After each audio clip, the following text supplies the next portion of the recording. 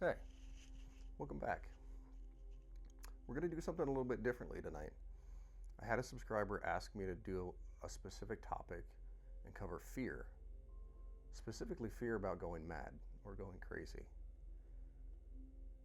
Now, before I start, I'd actually like to say I'd be more than happy to do any other topics you guys want to talk about in regards to a self-discovery journey or a healing journey. Whatever type of path you're on, if you're struggling with a particular portion of it and you'd like me to cover that or talk about it, leave a comment below and let me know what you'd like me to talk about next, and we can do that. So the topic the subscriber asked me about was fear of going mad. And I'd like to start by saying I am by no means a psychiatrist or psychologist, but everything I'm about to share is perspective that I gained going through my transformation, my spiritual growth that I've gone through on and off over the past couple years. And I'll start by saying that fear is an incredibly convincing emotion for us to feel. And it comes from that place in our brain that dictates fight or flight when a scenario comes up. The issue with that in a healing journey or a transformation, a spiritual growth process, the issue with fear coming up in scenarios around that type of journey is that there's almost never a scenario that you're going to find yourself in a transformation or healing journey that's actually bad enough that's going to cause you physical harm, which is the only time that you should be living and acknowledging fear as allowing you to make the next decision. Unless you are in some type of physical danger, fear is not an emotion that you should allow to dictate if you continue with something or not. Fight or flight is a self-preservation, survival tactic that is imprinted in us on a primal level. But when we're coming from a transformation point, sorry, I couldn't think of how to say that. When we're coming from a way of transformation and fear is telling us that something we're doing is wrong and that we're going to go crazy or that we're going to look bad or that it's going to be painful, that fear is flight from change. All it's doing is trying to preserve you in a moment of comfort in not having to change into your goal, into the best version of yourself that you're trying to become. Because if you're on a journey like this, you know that all of the things that you're working through are things of your past or things that you want to change and you know you should change. But when they get difficult, our old patterns, our old comfort zone that we've learned to live in for so long will trigger emotions like fear.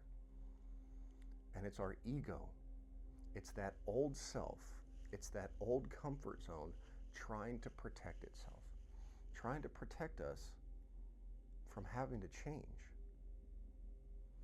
So when you start to feel that fear, I encourage you to acknowledge it. Ask yourself why you're feeling it, and then reflect on that. And if you have to, write it down. Ask yourself several times. You'd be surprised how sometimes the first answer may not be the honest one. Early in this process, when you're starting to truly understand why you're feeling some of those emotions, you may have to ask yourself numerous times, why am I feeling this? What am I trying to protect? What am I trying to avoid? The more you get used to asking yourself those questions when you feel certain emotions, especially fear, the more you'll find yourself comfortable with finding the root cause of it and then working through that, working to release that, accepting that that fear is really preservation of something you're meant to change. And although fear can be incredibly convincing feeling as an emotion because it's often accompanied by pain or sadness, grief, it's still not something we should allow to dictate the decisions that we make.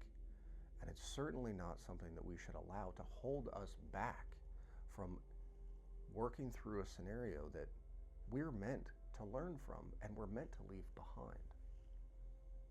When I say that you should acknowledge those emotions when you feel them, but then find the root source of why you're feeling it, the point in starting there is acknowledging that your emotions are a part of you, but they are not your identity. Allowing yourself to feel them, acknowledging them, and being compassionate with yourself about them, understanding why you are feeling them, and not beating yourself up about it, not allowing yourself to hide from that emotion, instead confronting it and taking the control back from that emotion so that you can push past it into a proper evolution, a proper learning experience from that particular situation, is you taking control of your growth.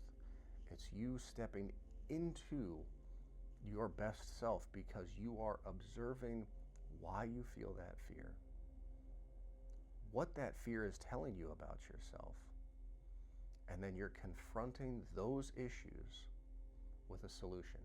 I'm not allowing the fear to run my life in this moment. My fear is not my identity, but it is an emotion that I create, that I feel, and that part is okay. But taking the control away from it is what needs to happen instead of relinquishing control to it because the fear feels convincing. You are always able to take that control back from those fears, from any of those emotions. Remember, your emotions are a part of you, but they are not your identity. They are not your being. You feel them, you create them, and you control them. You are allowed to acknowledge them. You are allowed to be compassionate with yourself about those emotions, why you feel them, and then work through the problems that are within you that are allowing that emotion to be triggered in that moment. And I don't mean to oversimplify these things and say that every emotion has a moment that is not valid for it. Our emotions come up because that is our nature. They are built within us, and our brain creates them as part of our living experience. But the difference in those emotions running our life or being a learning experience for us and us acknowledging that we can control them and work through any scenario is the purpose of them being there. We're allowed to feel them, we're meant to feel them, but we're also meant to harness them into what our next action should be. I do hope all of that made sense. At the very, very, very least of this, I hope you remember that your emotions are not your identity, but they are a portion of you. Taking control away from them is the most important part. Again, if you guys want me to do more of these, if there's a specific topic you want me to touch on, leave a comment below and let me know what you want me to talk about next. I'm going to name this the CODAR series, and we'll do any specific topic you guys want me to touch on for a transformation or a healing journey or spiritual growth.